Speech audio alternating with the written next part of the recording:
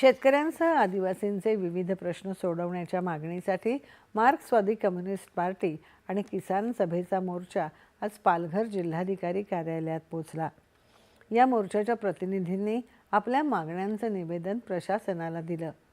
प्रलंबित वनपट्टे धारकाच्या नावावर करावेत, स्मार्ट मीटरची सक्ती बंद करावी, जलजीवन मिशनची कामं त्वरित पूर्ण करावीत, पालघर जिल्ह्यात होऊ घातलेलं वाढवण बंदर आणि जिंदाल बंदर रद्द करावं यासारख्या विविध 12 मागण्यांसाठी हा मोर्चा काढण्यात आला। तब्बल 70 किलोमीटरचा हा पायी मोर्चा होता। मार्क्सवादी कम्युनिस्ट पार्टीचे डहाणू विधानसभेचे आमदार विनोद निकोले, किसान सभेचे राष्ट्रीय अध्यक्ष अशोक ढवळे आणि शेतकरी नेते अजित नवले यांनी या मोर्चाचं नेतृत्व केलं।